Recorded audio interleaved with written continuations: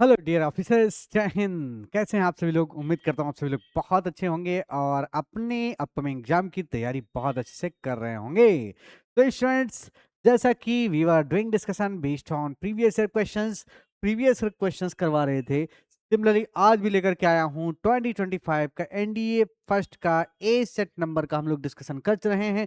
उसका रीजन ये है फ्रेंड्स, बिकॉज ये लास्ट के एनडीए की जो 1 और 2 एग्जाम्स हुए हैं, इसमें थोड़ा-सा पैटर्न चेंज क्या कहा जाए, थोड़ा-सा बदला है। लोग प्रीवियस ईयर पेपर पढ़ के ही चले जाते हैं एग्ज़ाम देने, लेकिन इसमें इन लोगों ने क्या किया, जैसे कि आरसीज़ की बात किया जाए अगर, तो लोग कहते थे कि यार जनरली इसमें आरसीज़ नहीं आते हैं या कम आते हैं। तो इसमें आरसीज़ पहले क्वेश्चन जो आए थे, इसमें आरसीज़ उठा के दे दिया। क्या दे दिया? रीडिंग कॉम्प्रिहेंशन्स ही उठा के दे दिया, राइट? यानी आरसीज़ की बात किया जाए तो आरसीज़ इसमें पहले आ गई, ये दे दिया। सेकंड थिंग इज कि इसमें जो नरेशन के क्वेश्चंस तो आते ही आते थे पहले भी, नरेशन के क्वेश्चंस आई, पैराजंबल्ड के क्वेश्चंस, ऑर्डरिंग, देखो इसमें कुछ क्वेश्चंस ऑर्डरिंग ऑफ सेंटेंसेस के भी आए, ऑर्डरिंग ऑफ सेंटेंस के भी आए students. And moreover parajumbled questions अलग से आए 5-5 करके। पैराजंबल्ड सेंटेंसेस यानी P Q R S, long sentences आई। और ऑर्डरिंग ऑफ सेंटेंसेस में एक सेंटेंस लिख दिया, उसके ऑर्डर भी खेलने के लिए आ गया। इसमें जो नई बात और क्या थी फ्रेंड्स, इसमें आया होमोफोन्स, मतलब साउंड एक जैसे मीनिंग अलग अलग होती है, ये भी पूछ लिया इन लोगों ने। एरर डिटेक्शन अलग टाइप का कुछ आ गया, एरर डिटेक्शन बाकी सब वही पैटर्न नहीं है। तो वर्ड मीनिंग जैसे कि पिछले पेपर में देखा था आपने, करीब 30 सिनोनिम एंटोनिम और ये सब मिला करके पूछ लेते थे, बट इसमें 5 5 6 6 ऐसा करके ये लोग कुछ चेंज करते रहे। होमोफोन्स हो गए, सिनोनिम्स हो गए, एंटोनिम्स हो गए, अलग अलग पैटर्न पर चेंज करते रहते हैं। इट मीन्स आपको क्या करना है, you are to do, you must have, you should have complete knowledge. चाहे वो ग्रामर का हो, चाहे वो वोकेबलरी हो, कहीं से भी पूछा जाए आप कर लोगे, राइट? ये पूरी तैयारी करके जाना है। You must focus on vocabulary, जितना आप वर्ड मीनिंग पर फोकस करो उतना ही ग्रामर पर फोकस करो।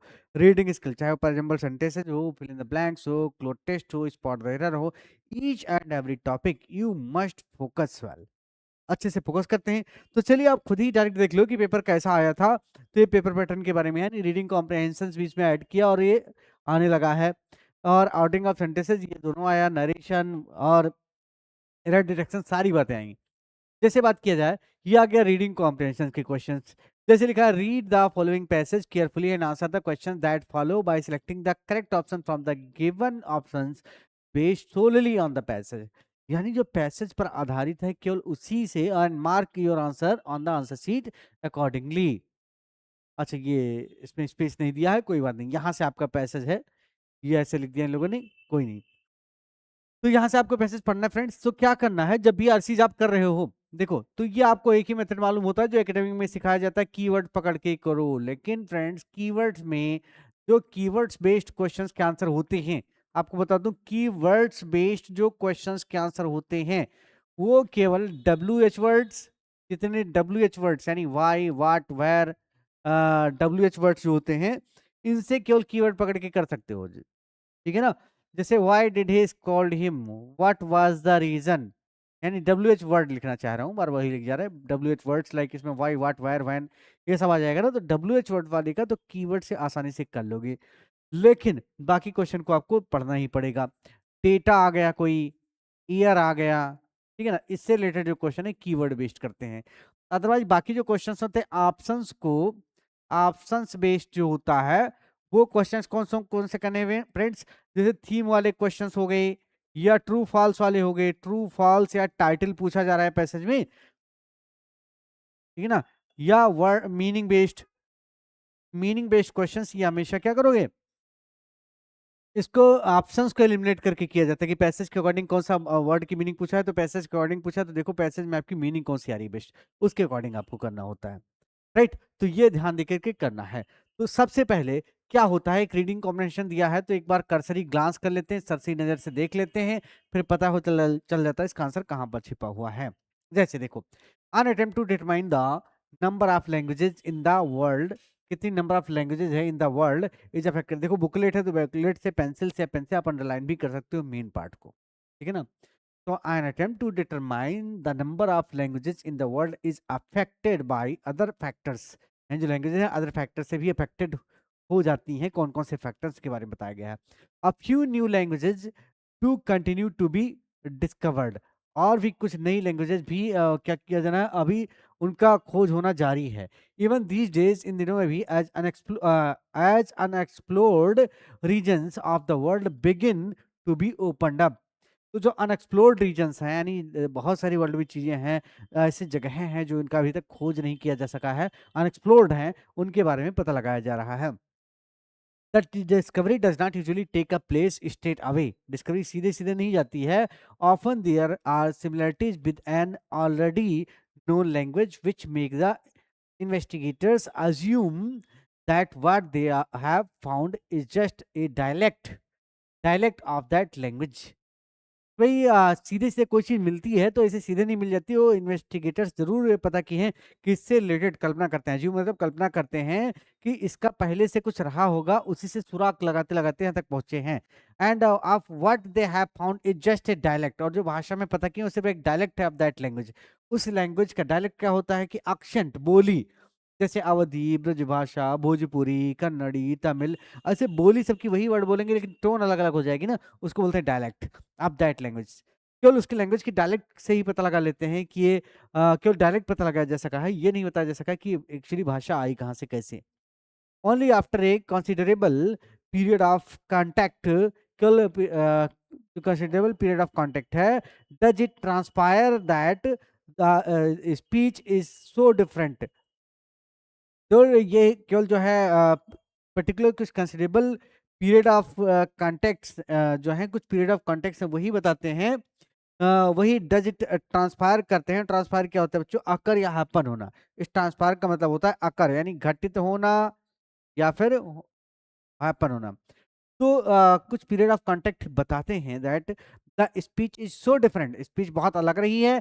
That it has to be considerable a different language. और अच्छा टू बी, और उससे बताती है कि बहुत अलग तरह की भाषा रही होगी. It takes a language survey. It take, अगर लैंग्वेज सर्वे लिया जाए to establish the fact, fact को जानने के लिए. And there are still many countries where such surveys are incomplete और हैव नॉट इवन बिगन. तो अगर सर्वे किया जाए तो बहुत सारी कंट्रीज ऐसा शुरू किए लेकिन वो इनकम्प्लीट रहा है, या कुछ कंट्रीज अभी शुरू ही नहीं किए, बिगन नहीं किए. बिगिन, बिगन, बिगन, बिगन का थर्ड फॉर्म है, ये बिगिन का थर्ड फॉर्म है. द पीपल में बी नोन. पीपल हो सकता है जानते हो, but identity of their language may not be. लेकिन उस लैंग्वेज की आइडेंटिटी नहीं पता की जा सकी है कि क्या रही है. Because many such peoples are bilingual और मल्टीलिंगुअल. बाइलिंगुअल मतलब दो भाषा जानते हैं या कई सारी भाषा जानते हैं. बहुत सारे लोग ऐसे हैं जो दो भाषा जानते हैं, कई सारी भाषा जानते हैं, इसलिए नहीं खोज की जा सकी है. And converse with outsiders in lingua franca. और आउटसाइडर से किससे में बात करते हैं? लिंगुआ फ्रांसिया से बात करते हैं. लिंगुआ फ्रांसिया होता है बच्चों कॉमन लैंग्वेज. लिंगुआ फ्रांसिया जो वर्ड है, ये लिंगुआ फ्रांसिया की मीनिंग पूछी जा सकती है. तो ऐसे कॉमन लैंग्वेज, यहीं पर जिस वर्ड की मीनिंग जाए कॉमन सेंस लगा लो, इसकी मीनिंग यहाँ क्या हो सकती है.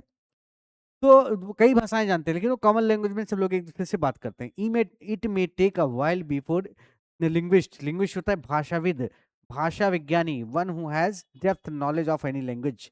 किसी भाषा का जो गहरा ज्ञान होता है उसको लिंग्विस्ट या लिंग्विस्टिक्स बोलते हैं. नाउन का क्वेश्चन, नाउन में वन वर्ड सब्स्टिट्यूशन में भी आता, अच्छा वर्ड है. Come to realise that there is an ethnic language. Ethnic मतलब जो कल्चरल लैंग्वेज है, देयर एट ऑल. तो ये शायद कुछ इट में टेक अ व्हाइल, कुछ समय ले सकता है बिफोर लिंग्विस्ट. पर लिंग्विस्ट के लिए भी, बिफोर लिंग्विस्ट अगर पता लगाने, भाषाविद भी पता लगाएं कि ये भाषा कहाँ से आई, तो उनको भी कुछ समय लग जाएगा कि ये रियलाइज करने में कि ये भाषा एक्चुअली आई कहाँ से, एथनिक लैंग्वेज आई कहाँ से, उनकी कल्चरल भाषा आई कहाँ से है. बस इतना छोटा सा पैसेज था. लेकिन अब ये देख रहे हो इसमें कोई किंग क्वीन वाली स्टोरी नहीं है, कोई मोटू पतलू वाली कहानी नहीं है, कोई कछुआ खरगोश वाली कहानी नहीं है. You must have go through the whole passage. तो इतने छोटे पैसेज को बहुत अच्छे से पढ़ के समझना पड़ता है. कभी कभार 2 से 3 बार भी पढ़ना पड़ सकता है अगर डिफिकल्ट आ जाए तो. लेकिन अब जितना आप प्रैक्टिस करते हो उसी पर डिपेंड करता है. अब जैसे क्वेश्चन नंबर, अब जल्दी से इसको देखो, आपको समझाना था इसलिए मैंने पूरा पढ़ा. अदरवाइज करने के लिए तो इसको फटाफट जल्दी से पूरे पैराग्राफ को देख लेते हैं, फिर क्वेश्चन का कीवर्ड पकड़ के करते हैं. तो फ्रेंड्स क्या लिखा है? Which one of the following is not the reason. क्या? Is not the reason for difficulty in estimating the number of languages in the world. तो कौन सा एक ऐसा इसमें है जो एग्जैक्ट रीजन नहीं है, जो कौन सा इसमें आपको बताना है कि कौन सा है जो रीजन नहीं है, ठीक है ना, कौन सा है जो इसमें ये करते हैं कलर। हाँ, तो which of the following is not the reason for the difficulty in estimating the number of languages of the world. तो पूरे वर्ल्ड में कितनी लैंग्वेजेस हैं उसको एस्टिमेट करने में कौन सा रीजन डिफिकल्टी नहीं है?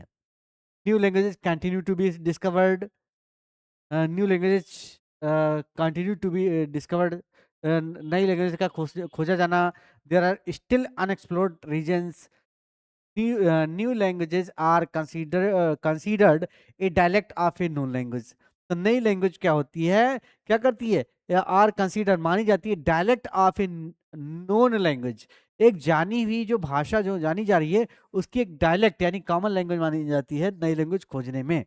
और है people who speak the language do not claim their language. तो पीपल जो यूज करते हैं वो अपनी लैंग्वेज को क्लेम नहीं करते। क्लेम वाली कहीं बात हुई है पैसेज में?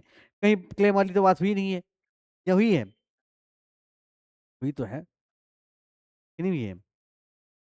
तो विच ऑफ द फॉलोइंग लिखा विच ऑफ द फॉलोइंग, लेकिन इज नॉट द रीजन पूछ रहा है बच्चे फॉर द डिफिकल्टी।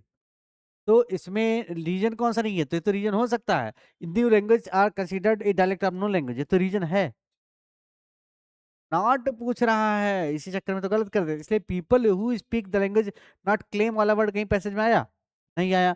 आप देख सकते हैं तो क्लेम वाला वर्ड कहीं इसमें आया नहीं, कहीं क्लेम नहीं करते हैं, ठीक है ना। तो कौन सा नहीं है पूछा गया। चलो अगला बताओ, which of the following is a way to establish discovery of a new language. कौन सा लैंग्वेज डिस्कवरी का वे है, एस्टैब्लिश वे है? बताओ कौन सा हो जाएगा? By establishing contact over a period of time with the speakers of the language, यही तो है, यही हो रहा है। By finding the similarities of the language with over other languages, similarities find करना, by comparing with lingua franca, compare करने की बात हो रही, by conducting a survey of all languages of the region. Survey क्या तो कर रहे हैं, हुआ ही नहीं है, कहीं कहीं तो हुआ ही नहीं है। तो which one of the following is a way to establish a way to establish the discovery of a new language. नई लैंग्वेज की डिस्कवरी करने के लिए कौन सा एक तरीका है? तो इस पैराग्राफ में कौन सा तरीका बताया गया है? By stabilising contact over a period of time.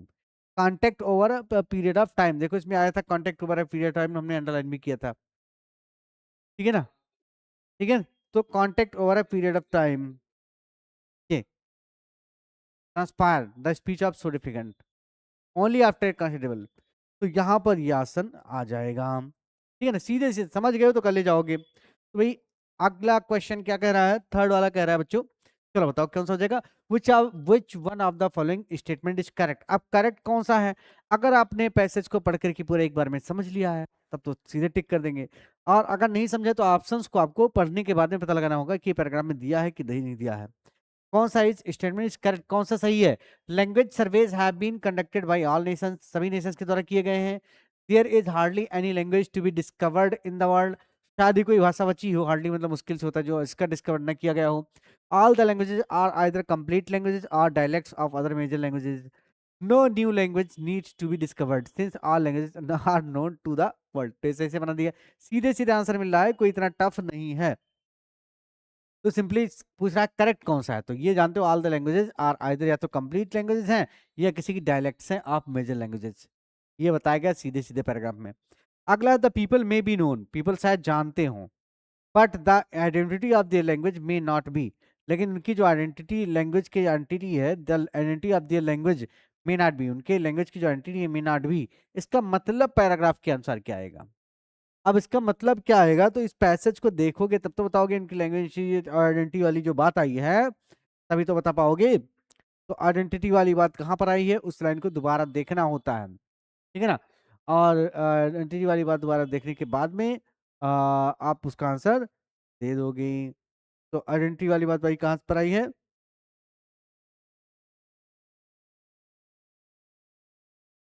Dialect हो गया, transpired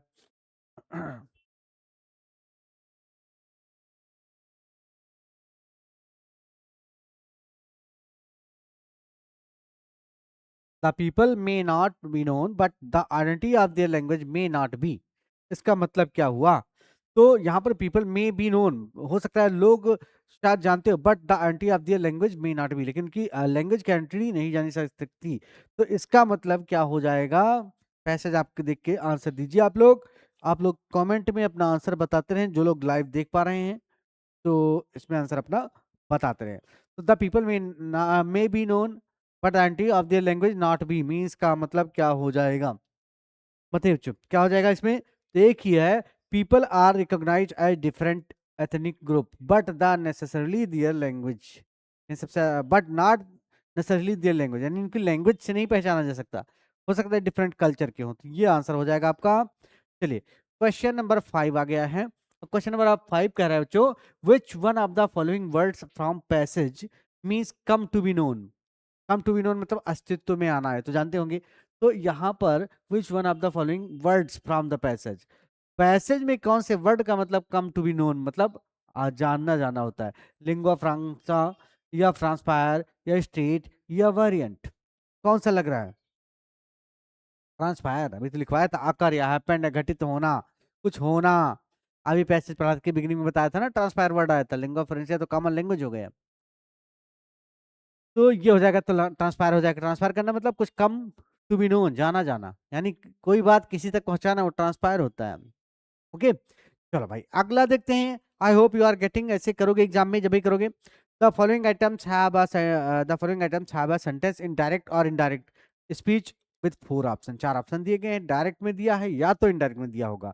one of the options converts the direct और इनडायरेक्ट स्पीच इनटू इनडायरेक्ट और इनडायरेक्ट करेक्टली।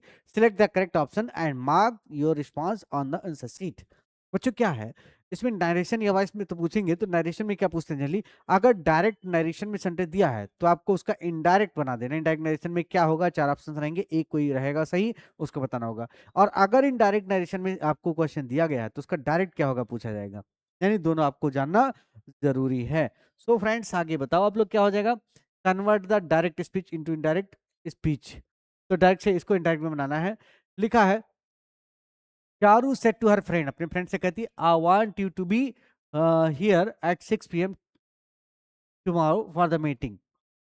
तो चारू आज में जानते हो रिपोर्टिंग वर्ब का ज्यादा खेल होता है। सेट टू का आप देखो, ये सेट टू है, आई वांट टू यू, अब ये स्टेटमेंट को जोड़ा, स्टेटमेंट को जोड़ेगा तो दैट से ही जोड़ेगा। तो चारू सेट टू का टोल्ड कर दो, से टू का टेल, सेज टू का टेल, सेट टू का टोल्ड हो जाता है ना। तो Charu told her friend, Charu कहूंगा टोल्ड हर फ्रेंड दैट। अब आई जो होता है प्रोनाउन जो होता है, ये फर्स्ट पर्सन का प्रोनाउन होता है। तो आप जानते होंगे सब लोग बेटा रूल, SON, यस मतलब फर्स्ट, ओ मतलब सेकंड, एन मतलब थर्ड। तो फर्स्ट पर्सन में आई वी आता है, रिपोर्टिंग वर्ब के सब्जेक्ट के अनुसार चेंज होता है। यू जो होता है रिपोर्टिंग वर्ब के ऑब्जेक्ट के अनुसार चेंज होता है। Third person he see it जितने आते हैं नाम आता है इसमें नो चेंज होता है। यही सन बेटा रूल है प्रोनाउन के लिए। तो आई आएगा रिपोर्टिंग वर्ब के सब्जेक्ट के अनुसार, यहाँ पर चारू है तो चारू के अकॉर्डिंग चेंज कर दो। तो क्या हो जाएगा, Charu told her friend, Charu told her friend that, और शी, आप देखो रिपोर्टिंग वर्ब पास्ट में था तो वांट, फर्स्ट फॉर्म का सेकंड फॉर्म हो जाता है वांटेड। यू ऑब्जेक्ट के अनुसार आएगा तो हर फ्रेंड था, तो her to be there at 6 PM, और टुमारो का हो जाता है the next day for the meeting. क्या ये हो सकता है? तो आप सीधे सीधे कौन सा लगा दोगे भाई, आंसर एक ही बनना है, पहला ही वाला आंसर आ रहा है तो पहला टिक कर दो, इतना आसान है। अब इसमें एक अगर एलिमिनेशन में आ जाए तो सीधे सीधे कर दोगे, टुमारो का बदल जाता है, टुमारो का देखो टुमारो ही रहेगा, ये होगा नहीं। और देखो, चार रिक्वेस्टेड प्लीज काइंडली आता है तो रिक्वेस्टेड होता है, चार told friend that she will आ गया, ये होगा नहीं, बस यही पकड़ लेते हैं। अगर ज्यादा नरेशन में ही आता तो ये देख लो, पास्ट में ही रिपोर्टिंग पर पास्ट में है, तो उधर की वर्ब पास्ट में हो जाएगी। प्रेजेंट फ्यूचर में तो कोई चेंज नहीं होगा, ओनली प्रोनाउन चेंज होगा। तो नरेशन बहुत मजेदार टॉपिक होता है, आसानी से इसको कर सकते हो। और ये फ्री के मार्क्स हैं, आसानी से अगर पढ़ लिया एक बार ढंग से तो हमेशा क्लियर जाता है। इसको direct speech to indirect speech को बदलना है। चलो सेवंथ में सब लोग बताओ क्या हो जाएगा। अच्छा क्वेश्चन है। तो ये बच्चे आज शायद नहीं आ रहे हैं, क्यों नहीं आ रहा है?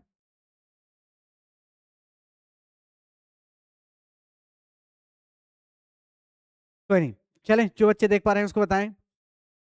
सभी लोग जो लोग देख पा रहे हैं आंसर अपना अपना बताएं, क्या हो जाएगा? ऑप्शन नंबर डी लग रहा है, क्यों लग रहा है? और बाकी ऑप्शन क्यों नहीं हो सकते हैं? ये भी ऑप्शन हो सकता है।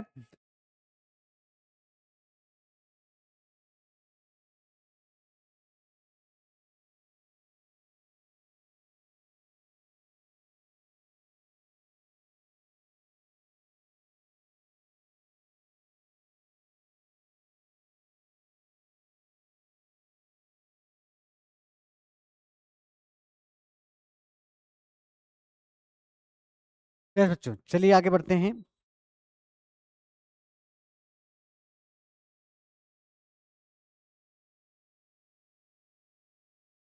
तो चलिए आगे बढ़ते हैं और देखते हैं इसमें क्या हो जाएगा। तो Nitin said to his brother, Nitin ने अपने ब्रदर से कहा, what a beautiful painting it is. तो देखो, अब what a beautiful painting it is, भाई ये तो क्वेश्चन मार्क लगा है, यहाँ गड़बड़ हो रहा है। और what a beautiful painting it is, ये पेंटिंग क्या है। तो देखो, convert from direct speech direct indirect में तो सेट टू का क्या हो जाएगा, टोल्ड करते। लेकिन यहाँ पर ये आ गया है, क्वेश्चन मार्क लगा है। अब जानते हो जब इंट्रोगेटिव वाला हो जाता है भाई, तो इंट्रोगेटिव में क्या हो जाएगा, पूछ रहा है तो क्या हो जाएगा, आस्क्ड हो जाएगा। आस्क्ड एक में आ रहा है तो वंडर वंडर वंडर वंडर, ये आस्क्ड हो गया बस। फिर वेदर, वेदर अब क्वेश्चन करते हैं, क्वेश्चन वाला तो वेदर से आता है, तो इट वाज ब्यूटीफुल पेंटिंग, बस ये कर दो। चलो, convert from indirect speech to direct से भी अच्छा, इनडायरेक्ट से इसको इसको क्या करना है, इनडायरेक्ट से डायरेक्ट में करना है। The teacher asked her students why they had been quiet in the previous class. तो क्या हो जाएगा, आप जानते हो इसमें सीधे सीधे इसमें भी कर दो। हम्म। तो ऑप्शन को इसको करके देख लिया करो ना। Set two her students question वाला है, तो इसमें क्वेश्चन आ सेट टू का आस्क्ड हो जाएगा her students. Why W H word आ रहा है तो वही रहेगा वाई। और यहाँ पर हैड बीन क्वाइट, तो हैड बीन हो जाता है हैड का, हैड थर्ड फॉर्म आ जाएगा। तो had you been quiet in the, what why had you been quiet in the previous class। अच्छा, हैड वाला रहा है। अब देखो इसमें हैड वाली बात है, हैड बीन क्वाइट है। अब देखो इसमें वाई वर्ड का तो हो जाएंगे।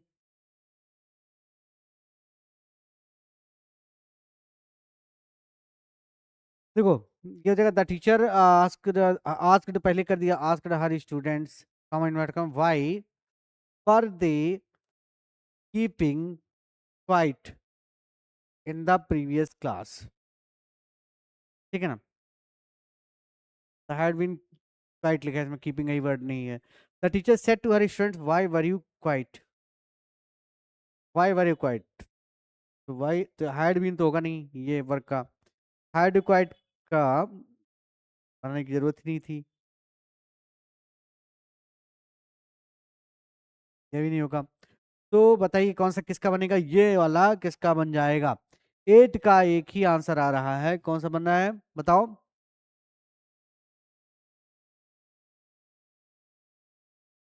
अगर हम इसका बनाएं सी का, the teacher said to her student, तो हो जाएगा the teacher asked her students why they had been. तो हैड बीन किसका हो जाता है, हैड का हो जाता है।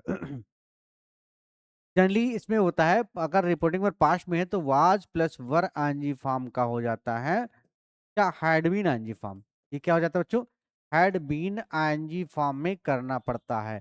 यानी पास्ट परफेक्ट कंटीन्यूअस टेंस को पास्ट परफेक्ट कंटीन्यूअस टेंस में बनाया जाता है अगर रिपोर्टिंग वर्ब पास्ट में हो तो। इधर का टेंस ऐसे बदलता है। अब बताओ, अगर हम इसका रिपोर्टिंग वर्ब अगर पास्ट में है, ये वर्द कीपिंग है, तो वर्द कीपिंग तो हैड बीन कीपिंग हो जाएगा। तो हैड बीन कीपिंग, तो इसमें कीपिंग कहाँ रहा है। तो the teacher said to her students, the teacher said to her students, इसका मतलब क्वेश्चन कर रहा है, तो the teacher asked her students why, why you है तो ये ऑब्जेक्ट का आंसर हो जाएगा व्हाई, और यहाँ पर हो जाएगा दे। तो दे किसके लिए आएगा, व्हाई दे, यू का बनाओगे दे, इसका आंसर व्हाई वर दे, ठीक है, quite in the previous class. तो वर दे, वर प्लस एनजी फॉर्म है, वही वर दे एनजी फॉर्म है, तो यही बन रहा है इसका। अगर हम बी कर देते हैं तो क्या हो जाएगा, वाई हैड यू बीन तो होगा नहीं इसमें, इसका हैड यू बीन का।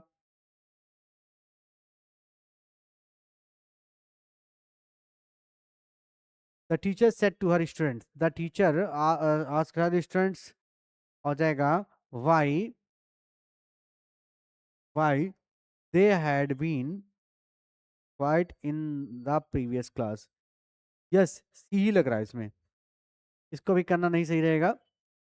देखो इसमें जो है हम कर देते हैं इसका, इसको करके देखते हैं। तो the teacher said to her student, teacher ने अपने स्टूडेंट से कहा। तो the teacher asked her students, अब इसका बना जाए वाई, अब यू आ जाएगा ऑब्जेक्ट के अनुसार, तो हो जाएगा दे, वाई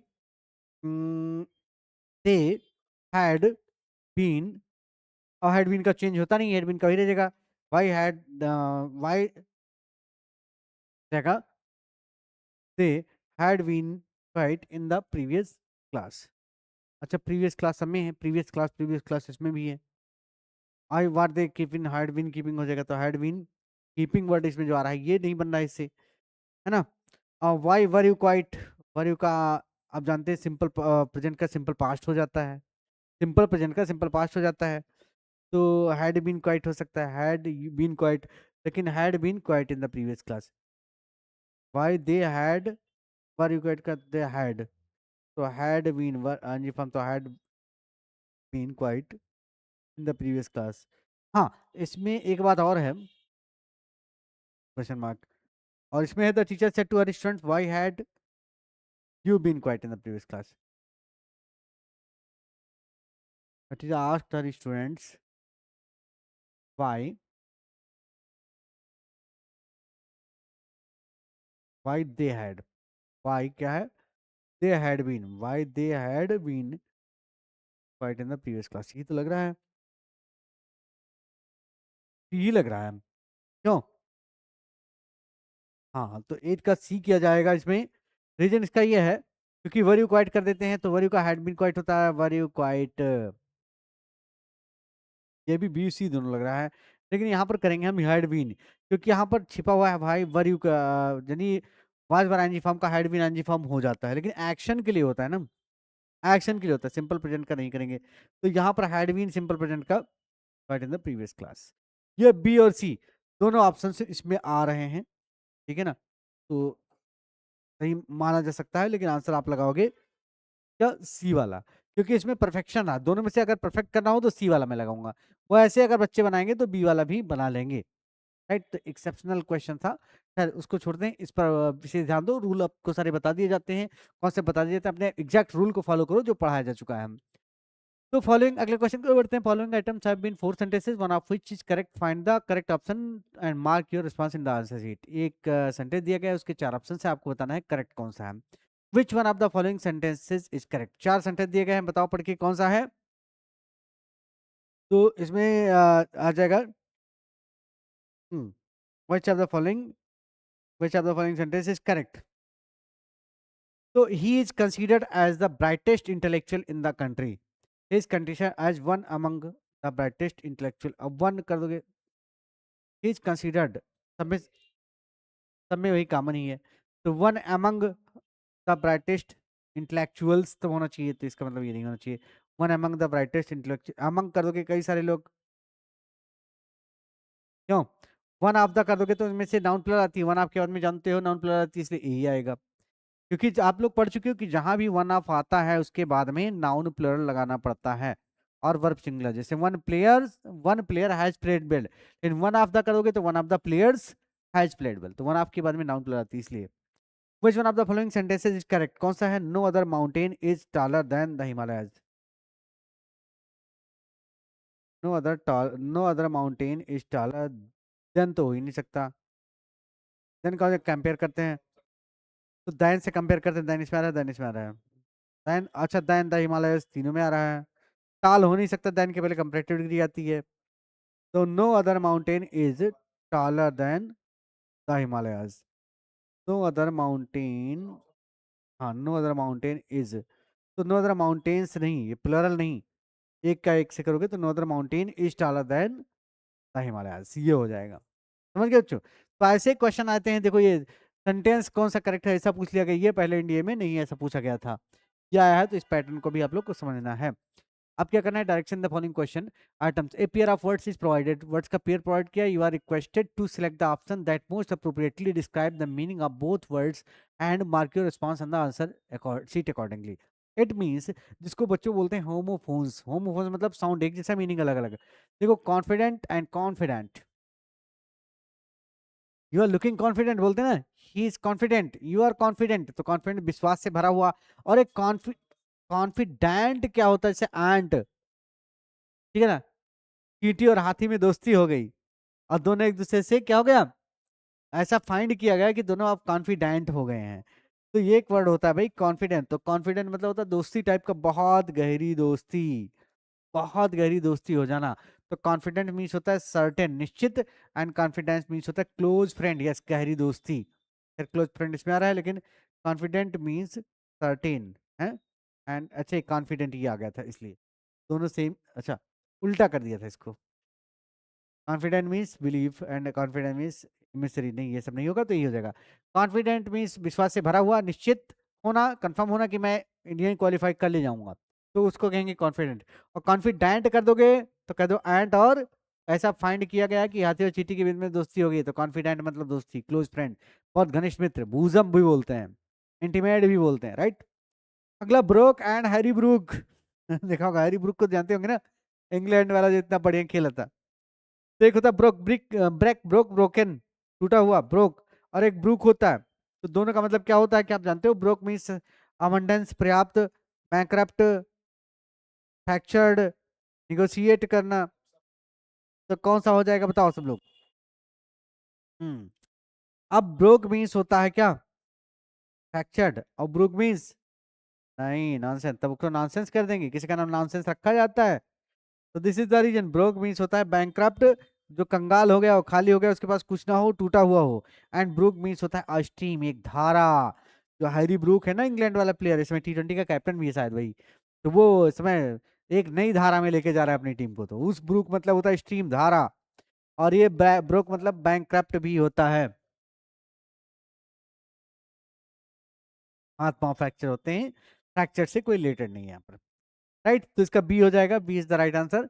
एंड 13 देखते हैं, एक्सेप्ट एंड एक्सेप्ट। एक्सेप्ट मतलब स्वीकार करना, एक्सेप्ट मतलब के सिवाय, के बजाय। बताओ ऑप्शन कौन सा हो जाएगा, जल्दी से बताओ, इतना आसान तो बताओगे। हाँ, अपार्ट फ्रॉम। अगला बताओ, अकॉर्ड एंड अक्रियोड। तो अकॉर्ड मतलब होता है समझौता करना, अकॉर्ड मतलब होता है क्या, समझौता करना। तो अकॉर्ड मतलब होता है एग्रीमेंट, ये आ गया, एग्रीमेंट हो गया। और एक्यूड मतलब क्या होता है, इकट्ठा करना, इकट्ठा करना, एक्यूमुलेटेड, एक्यूमुलेटेड मतलब होता है गैदर। तो इसका मतलब 14 का आ जाएगा आंसर, कौन सा आ जाएगा भाई, डी आ जाएगा। आ रहा है ना समझ में। तो इसको देख लो, ये पेपर बड़ा प्यारा है, कुछ नए पैटर्न का आया था 15 में। अगला है गारंटी एंड वारंटी। जानते हो कोई प्रोडक्ट लेते हो गारंटी में होता है, और वारंटी में जानते हो बस केवल रिपेयर करके दे देते हैं। वारंटी में क्या होता है, रिपेयर करके देते हैं, और गारंटी में प्रोडक्ट बदल देते हैं। तो ये क्या हो जाएगा, guarantee is a promise and warranty is a service contract, बस सिंपल सा। वारंटी में क्या होता है, जैसे प्रोडक्ट लिए वारंटी में कुछ खराब हो गया है तो फिर बना के वापस उसी को दे देंगे। और गारंटी में आपका प्रॉमिस होता है, वादा होता है कि कुछ गड़बड़ नहीं होगा, गड़बड़ हो गया तो बदल के देंगे वो।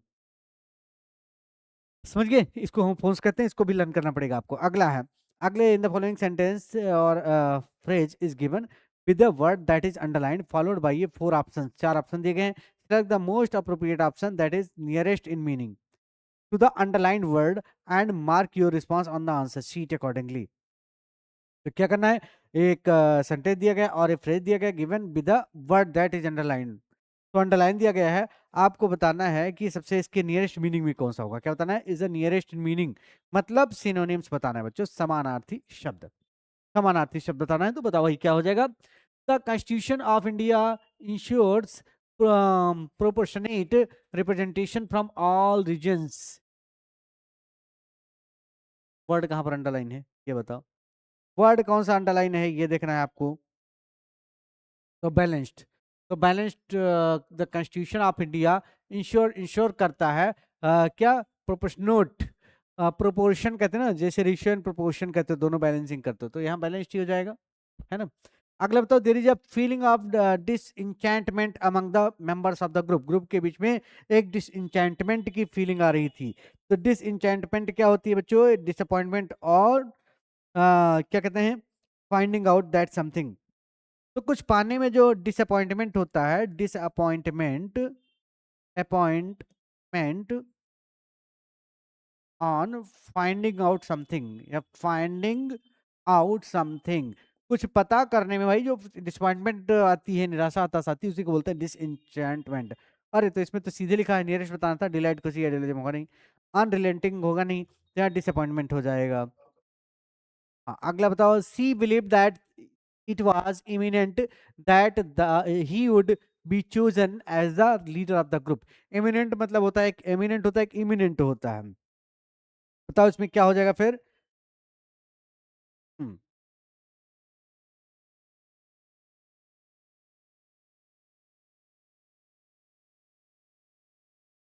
एवरीवन। एमिनेंट मतलब जो तुरंत आने वाला, इमिनेंट, बिल्कुल मोमेंट में जो हाँ घटित होने वाला, यानी टाइमली हो जाएगा इसका ना। क्या हो जाएगा?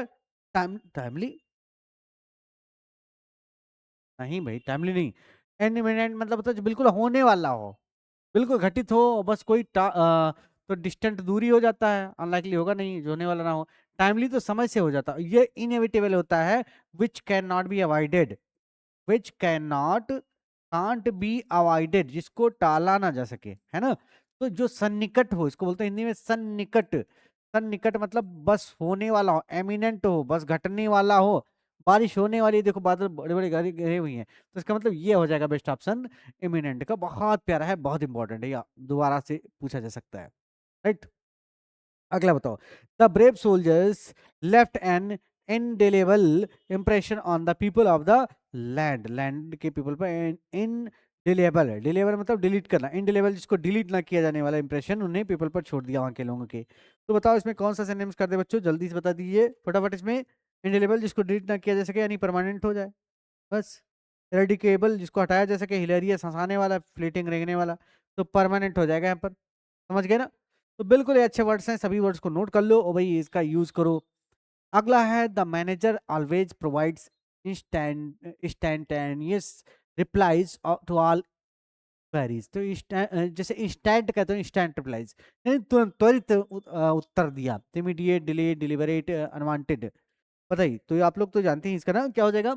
इमीडिएट, तुरंत, डिलेट देरी किया हुआ, डिलीवरेट देरी से भी अनवांटेड होगा नहीं, समझ गए ना। ये सिनोनिम्स हैं। आगे क्या कह रहा है? In this section each from consist of 6 sentences. कितने हैं भाई? 6 सेंटेंसेस हैं that comprise a passage. The first and 6 sentences are given in the given beginning as S1 and S6, and the sequence of the middle of 4 sentences has been jumbled up। यानी जो बीच के 4 sentences उनको jumble up किया जाना है, पहला और आखिरी अपने स्थान पर दिया है, फिक्स्ड रहेगा।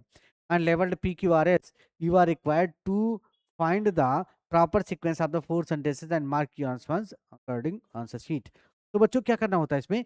कोई कहानी होती है, कोई घटना होती है, जिसमें कहानी शुरुआत कहाँ से, पहला सेंटेंस दे दिया गया और एंड कहाँ पर, लास्ट वाला दे दिया गया। अब आपको बताना होता है कि इसमें बीच के चारों सेंटेंसेस को आपको क्या करना होता है, आपको सेट करना होता है।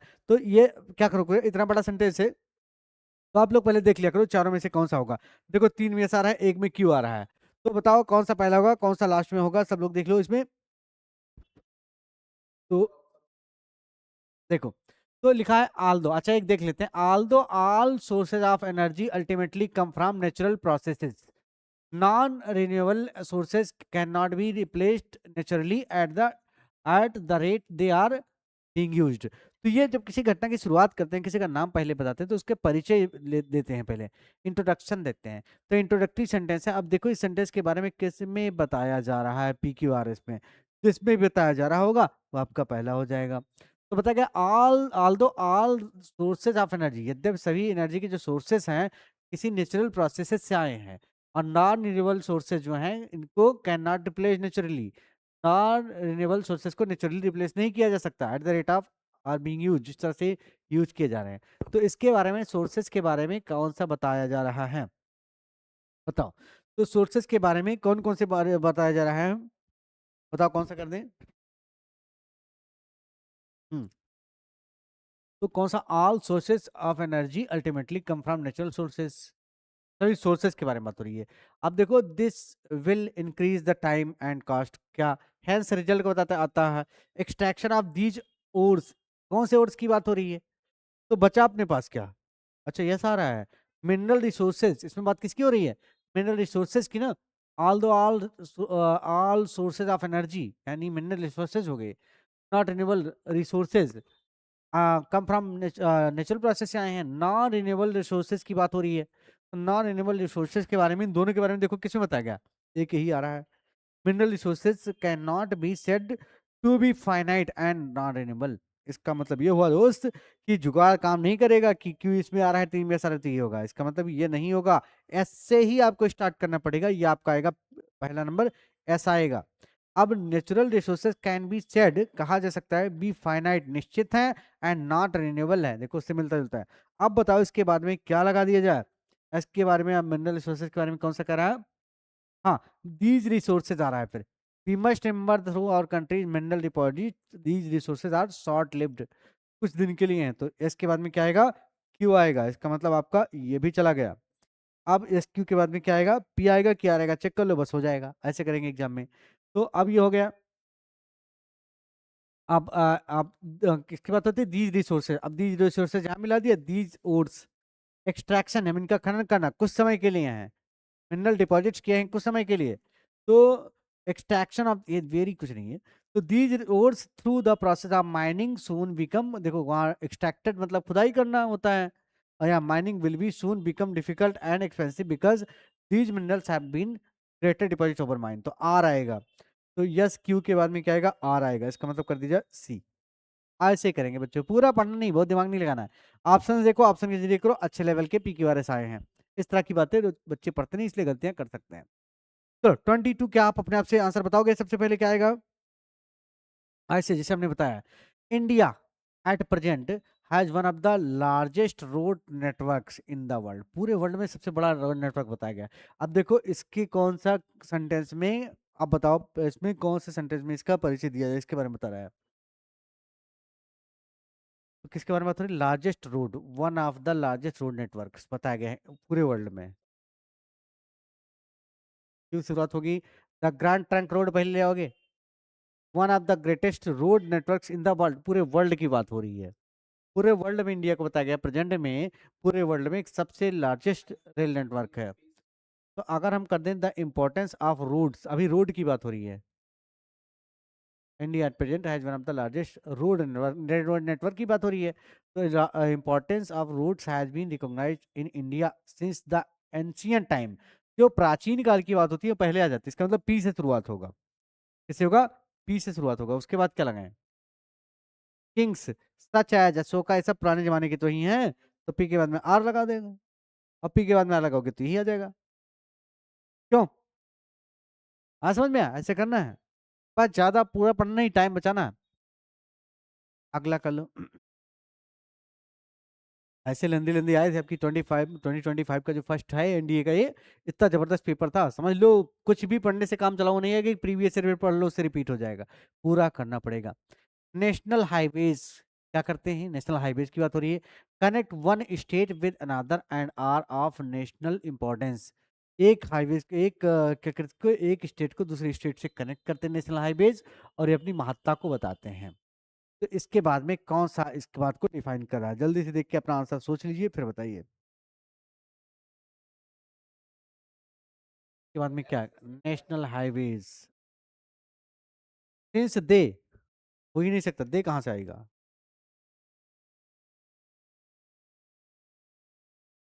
दे कवर द लेंथ, कौन, हाईवेज, नेशनल हाईवेज, क्या नेशनल हाईवेज के बारे में कुछ और बताया गया है, देखो नेशनल हाईवेज के बारे में जिसके बाद में बात करेंगे, they are important, national highways connect one state with another and are of national importance, इसकी बात हो रही है, नेशनल इंपॉर्टेंस की बात हो रही है।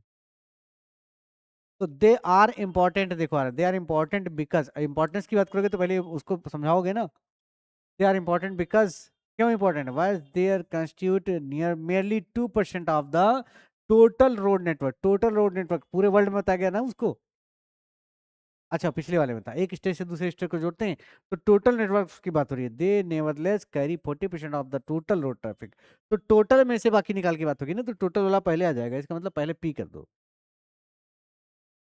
और पी करोगे तो आपका ये गायब होगा, ये गायब हो गया, अब बताओ कौन सा होगा, पी के बाद में यहाँ आ रहा है, यहाँ आ रहा है, इसका मतलब पी के बाद में आर भी आ जाएगा, दे बियर, रनिंग सहन करते हैं the load of traffic because these roads connect long distances and pass through major cities and towns, major cities and towns में आ जाते हैं, वहाँ स्टेट, स्टेट के बाद में मेजर सिटीज एंड टाउन में आ गए, तो इसके अंदर पी के बाद में आर आ गया। अब आपको देख लेना इसके बाद में क्यू आएगा कि एस आएगा, बस हो जाएगा, पढ़ के देखो, तो क्या हो जाएगा, हाँ, तो यहाँ पर ऐसा आएगा, सिंस दे कवर लेंथ, क्योंकि मेजर सिटीज कहते हैं लेंथ एंड ब्रेथ, तो ये हो जाएगा यहाँ पर PRSQ, ये आ रहा है, PRSQ हो जाएगा। This is the right answer. समझ गए? ऐसे लेंदे लेंदे आए हैं जिसकी बहुत ज्यादा प्रैक्टिस मांगता है, प्रैक्टिस मांगोगे तभी सही होगा, लेकिन पूरा पढ़ के नहीं नहीं करना है, ऐसे करना जैसे मैं कर रहा हूँ। राइट। क्वेश्चन नंबर 24 क्या कर रहा है? The South African constitution was inaugurated in December 1996। ये हो गया। जो साउथ अफ्रीकन कॉन्स्टिट्यूशन है वाज इनॉग्रेटेड, मतलब उद्घाटन किया था दिसंबर 1996 में। अब आखिरी दिया है स्पेशल, ठीक है जो भी है। तो यहाँ south African constitution was inaugurated, इसमें 1996 में इसको इनॉग्रेट किया गया है था। अब बताओ इसके बाद में शुरुआत इसका आरंभ कर दिया, अब उसके बाद में कौन सा आएगा? बोलिए। तो इट्स क्रिएशन, निर्माण किया गया, एंड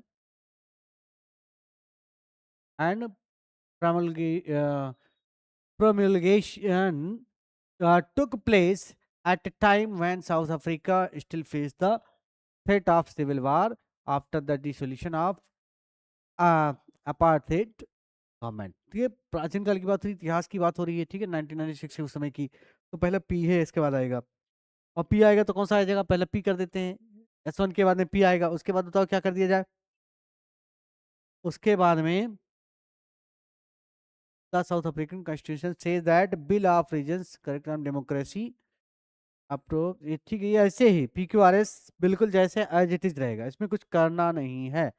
कभी कभार ऐसे भी क्वेश्चंस आ सकते हैं कि जैसे दिया है वैसे ही हो और अच्छे लेवल का पैसे दिया गया है, तो इसको पढ़ना होगा, आपको अच्छे से करना होगा, मैच करते जाइए, हो जाएगा। अब चलिए फटाफट कुछ वर्ड्स हैं, फिल इन द ब्लैंक्स। अच्छा, गिवन बिलो आर, अच्छा ये क्लियर हो रहा है क्या? विजिबल ये हो सकता है ना हो, तो इसको हम क्या करते हैं, इसको आपको नेक्स्ट टाइम करवा लेते हैं, क्यों? इसको हम नेक्स्ट टाइम कर लेते हैं, इसको अच्छे से आप लोग देख लीजिएगा। राइट। और इसको हम करेंगे नेक्स्ट टाइम। और यहाँ तक जैसे हमने बताया है कि इसको अच्छे से पढ़ करके, समझ करके, टोन समझ करके, फिर वर्ड को मिला करके करिए तो बेटर रहेगा। तो आज के लिए इतना ही, आगे पार्ट में इसको हम फिर कर लेंगे, ठीक है बच्चों। सो ऐसे कीप लर्निंग, अपने एग्जाम की अच्छी तैयारी करते रहिए। मिलते हैं नेक्स्ट सेशन में। Thank you so much, keep learning, bye bye, take care and जय हिंद।